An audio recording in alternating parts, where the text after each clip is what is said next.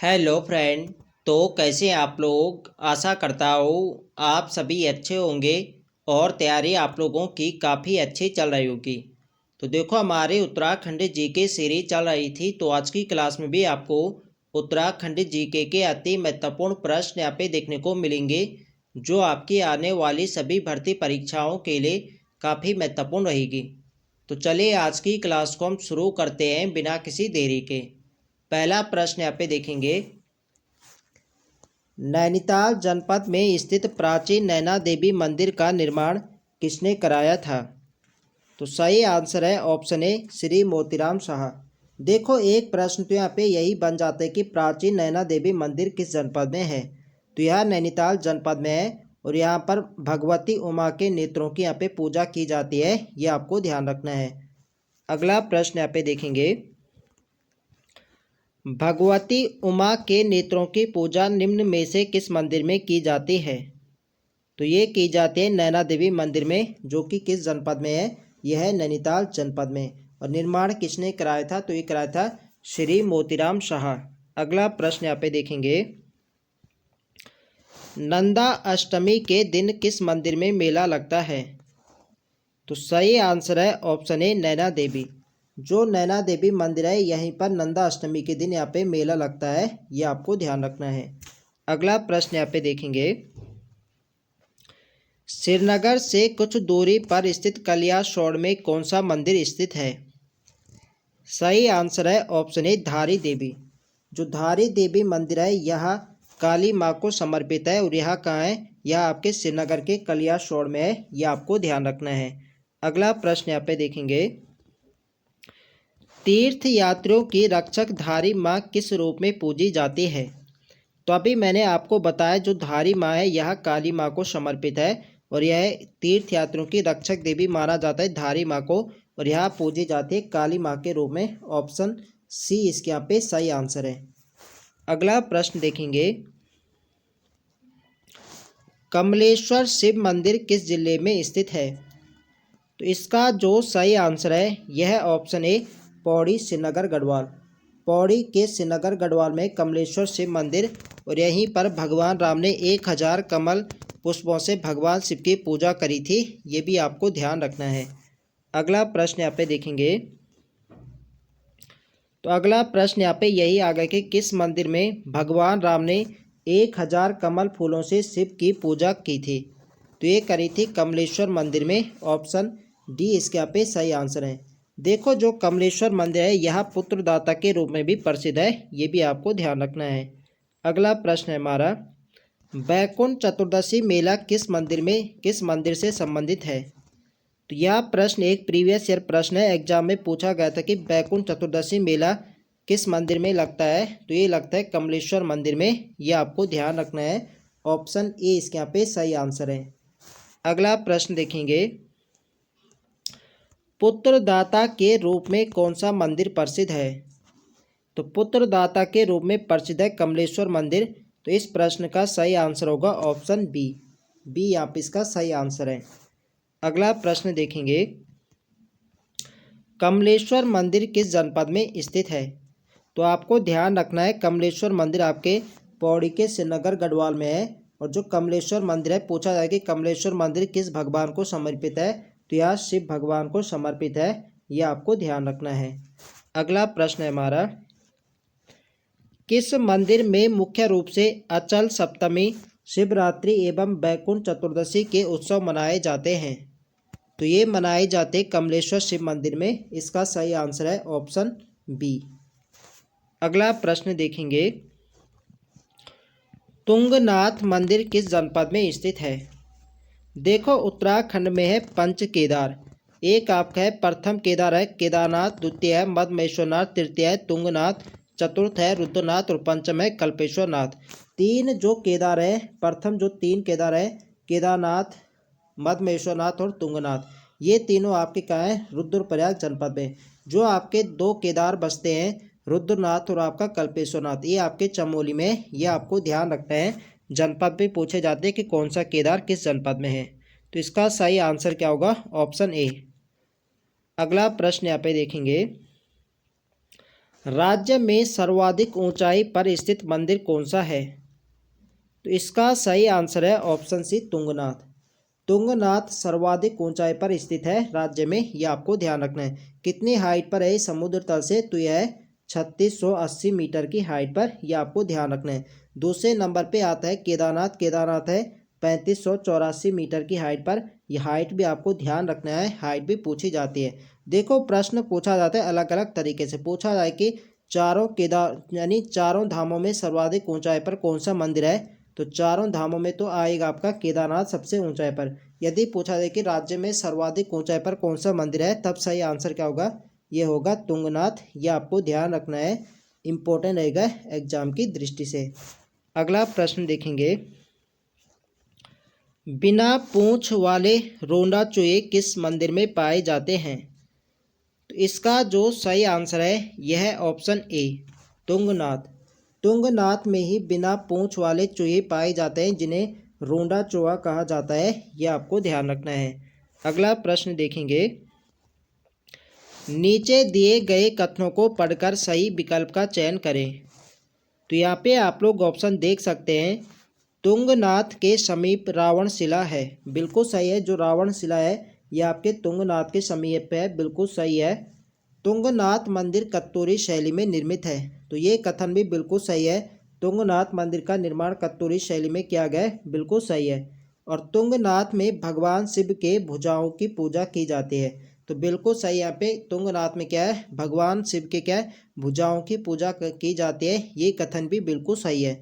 तो सभी कथन सही है, तो सही आंसर जाएगा डी के साथ, उपयुक्त सभी।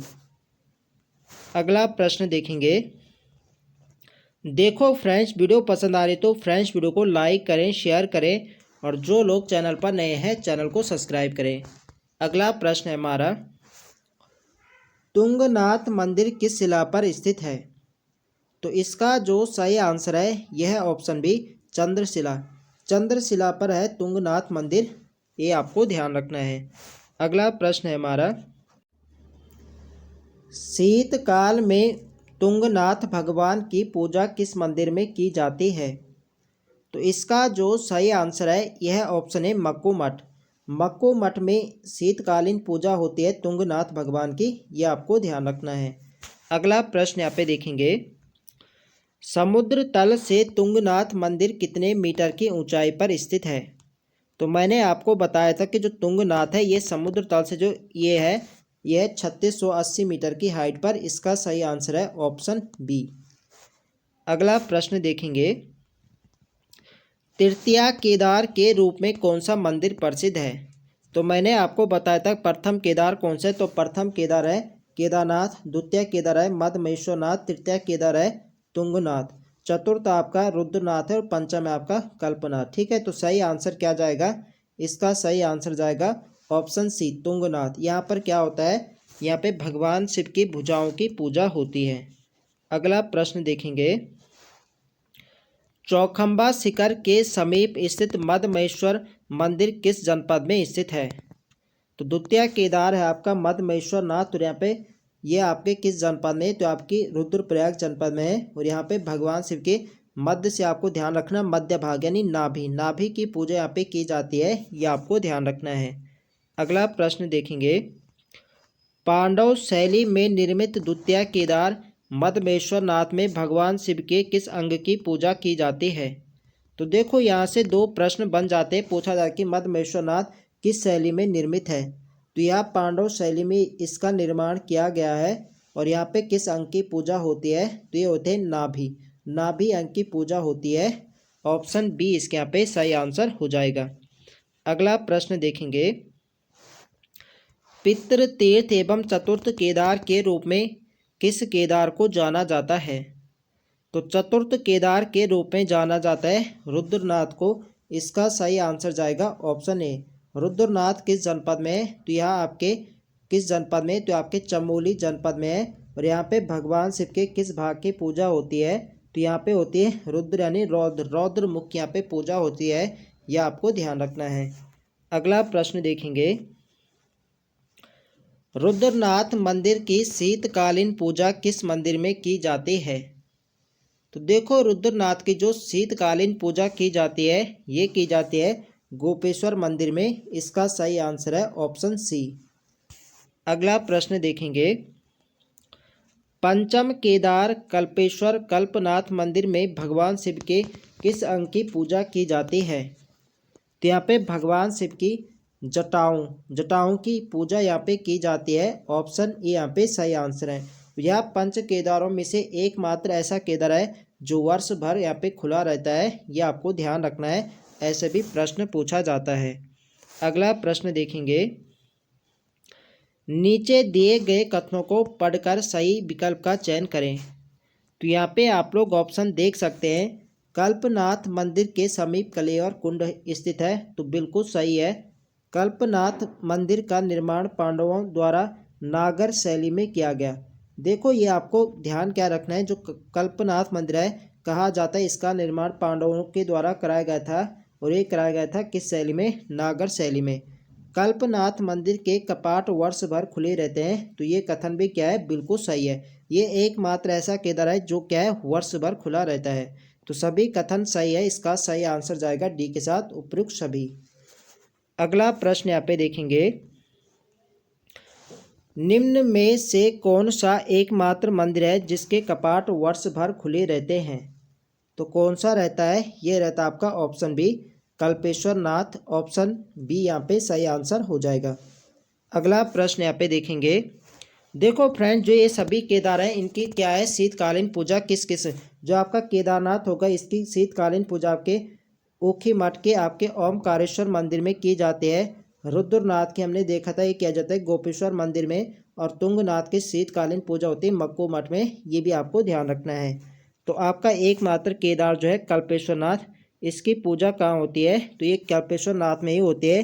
ये क्या है? वर्ष भर खुला रहता है। और एक आपका है मद महेश्वर नाथ, तो मद महेश्वर जो नाथ मंदिर है इसकी पूजा भी ऊखी मठ में की जाती है। ये आपको ध्यान रखना है। अगला प्रश्न देखेंगे, किस केदार के पुजारी स्थानीय लोग होते हैं? तो इसका जो सही आंसर है यह ऑप्शन है कल्पनाथ। कल्पेश्वर जो नाथ है इसके पुजारी जो होते हैं स्थानीय लोग ही होते हैं। यह आपको ध्यान रखना है। अगला प्रश्न देखेंगे, किस स्थान पर अप्सरा उर्वशी एवं दुर्वासा ऋषि ने कल्प वृक्ष के नीचे बैठकर तपस्या की थी?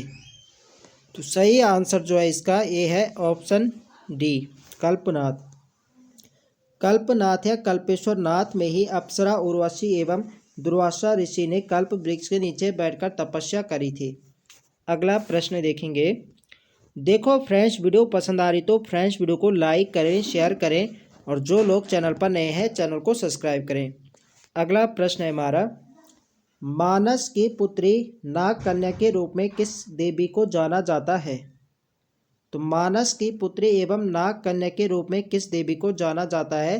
तो ये जाना जाता है मनसा देवी को। ऑप्शन बी इसके यहाँ पे सही आंसर है। अगला प्रश्न यहाँ पे देखेंगे, मनसा देवी कहाँ है? तो मनसा देवी है आपके हरिद्वार जनपद में। तो अगला प्रश्न यहाँ पे यही है कि मनसा देवी मंदिर किस जनपद में है? तो मनसा देवी का मंदिर आपके हरिद्वार में। ऑप्शन ए इसके यहाँ पे सही आंसर है। अगला प्रश्न यहाँ पे देखेंगे,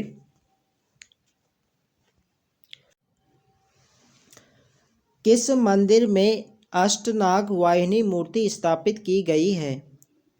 तो इसका जो सही आंसर है यह ऑप्शन बी, मनसा देवी। मनसा देवी मंदिर में ही अष्टनाग वाहिनी मूर्ति स्थापित की गई है। ऑप्शन बी इसके यहाँ पे सही आंसर है। अगला प्रश्न यहाँ पे देखेंगे, निम्न में से कौन सा सिद्ध पुत्रदाता के रूप में प्रसिद्ध है? तो इसका जो सही आंसर है यह ऑप्शन है कालू सिद्ध।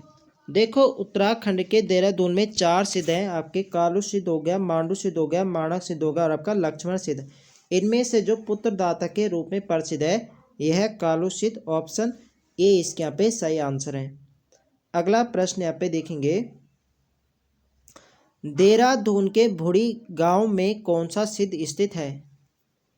तो देहरादून के भुड़ी गांव में कौन सा सिद्ध है? तो इसका सही आंसर है ऑप्शन बी, माणक सिद्ध। माणक सिद्ध है देहरादून के भुड़ी गांव में। अगला प्रश्न यहाँ पे देखेंगे, निम्न में से किस सिद्ध में अप्रैल के अंतिम रविवार को मेला लगता है? तो इसका सही आंसर है ऑप्शन सी, लक्ष्मण सिद्ध। लक्ष्मण सिद्ध में अप्रैल के अंतिम रविवार को मेला लगता है। ऑप्शन सी इसके यहाँ पे सही आंसर हो जाएगा। अगला प्रश्न देखेंगे, विश्वनाथ मंदिर किस जनपद में स्थित है? तो विश्वनाथ मंदिर है उत्तरकाशी में। ऑप्शन ए इसके यहाँ पे सही आंसर है। अगला प्रश्न देखेंगे, निम्न में से हर की पैड़ी का निर्माण किसने करवाया था? तो हर की पैड़ी का जो निर्माण कराया था, एक कराया था राजा विक्रमादित्य। राजा विक्रमादित्य ने अपने भाई भृतहरि की याद में हर की पैड़ी का निर्माण करवाया था। इसका सही आंसर है ऑप्शन बी। अगला प्रश्न यहाँ पे देखेंगे, हर की पैड़ी का नए सिरे से निर्माण किसने कराया था? देखो, हर की पैड़ी का नए सिरे से निर्माण या जो जीर्णोद्धार करवाया था, ये कराया था अकबर के सेनापति थे मान सिंह। तो मान सिंह के द्वारा करवाया जाता है। ऑप्शन ए इसके यहाँ पे सही आंसर है। अगला प्रश्न यहाँ पे देखेंगे, हर की पैड़ी के समीप कौन सा मंदिर स्थित है? तो देखो, हर की पैड़ी के जो समीप है यह है माया देवी। इसका सही आंसर है ऑप्शन ए। ये इसके यहाँ पे सही आंसर है। अगला प्रश्न यहाँ पे देखेंगे, निम्न में से ब्रह्मकुंड किस पवित्र स्नान घाट को कहा जाता है? तो जो आपका हर की पैड़ी है, हर की पैड़ी को ही ब्रह्मकुंड भी कहा जाता है। इसका सही आंसर जाएगा सी के साथ। ऑप्शन सी इसके यहाँ पे सही आंसर है। अगला प्रश्न यहाँ पे देखेंगे, टपकेश्वर महादेव मंदिर किस जनपद में स्थित है? तो टपकेश्वर महादेव मंदिर ये आपके देहरादून जनपद में है। ऑप्शन ए इसके यहाँ पे सही आंसर है।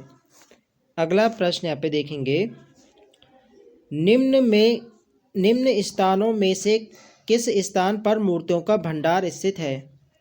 तो मूर्तियों का भंडार किस स्थान पर है? तो यह आपके लाखा मंडल में। ऑप्शन सी इसके यहाँ पे सही आंसर है। अगला प्रश्न यहाँ पे देखेंगे, लाखा मंडल किन दो नदियों के संगम पर स्थित है? तो लाखा मंडल जो है यह यमुना व रिखनाल नदी के संगम पर है। ऑप्शन सी इसके यहाँ पे सही आंसर है। अगला प्रश्न देखेंगे, लाखा मंडल किस शैली में निर्मित प्राचीन शिव मंदिर है? तो इसका जो सही आंसर है यह है ऑप्शन डी, उत्तराखंड शैली। लाखा मंडल उत्तराखंड शैली में निर्मित है। ऑप्शन डी इसके यहाँ पे सही आंसर है। अगला प्रश्न देखेंगे, किस स्थान का प्राचीन नाम मड था? तो लाखा मंडल का जो प्राचीन नाम है यह है मड। आपसे प्रश्न ऐसे भी पूछा जा सकता है कि लाखा मंडल का प्राचीन नाम क्या है? तो मड इसका प्राचीन नाम है। तो इस प्रश्न का सही आंसर क्या होगा? Option A. अगला प्रश्न देखेंगे, निम्न में से किस स्थान के शिवलिंग में जल प्रवाहित करने पर अपना प्रतिबिंब देखा जा सकता है? तो इसका सही आंसर है आपका ऑप्शन बी, लाखा मंडल। लाखा मंडल के शिव मंदिर में जल प्रवाहित करने पर अपना प्रतिबिंब देखा जा सकता है। अगला प्रश्न देखेंगे, लाखा मंडल किस जनपद में स्थित है? तो लाखा मंडल आपके देहरादून जनपद के अंतर्गत आता है। इसका सही आंसर होगा ऑप्शन सी, देहरादून। अगला प्रश्न देखेंगे, नीचे दिए गए कथनों को पढ़कर सही विकल्प का चयन करें। तो यहाँ पे आप लोग ऑप्शन देख सकते हैं, महाभारत काल में बना लाक्षागृह लाखा मंडल में स्थित है। तो बिल्कुल सही। यहाँ पे लाखा मंडल में 2 रंगों के शिवलिंग पाए जाते हैं, ये कथन भी बिल्कुल सही है। लाखा मंडल देहरादून के जौनसार क्षेत्र में स्थित है, ये कथन भी बिल्कुल सही है। तो सभी कथन यहाँ पे सही हैं। इसका सही आंसर जाएगा डी के साथ, उपयुक्त सभी कथन यहाँ पे सत्य हैं। अगला प्रश्न देखेंगे, तो आज के लिए यहाँ पे इतने प्रश्न है। तो आई होप आप सभी को वीडियो पसंद आए तो फ्रेंड्स वीडियो को लाइक करें, शेयर करें और जो लोग चैनल पर नए हैं चैनल को सब्सक्राइब करें। मिलते हैं नेक्स्ट वीडियो में, तब तक के लिए जय हिंद दोस्तों।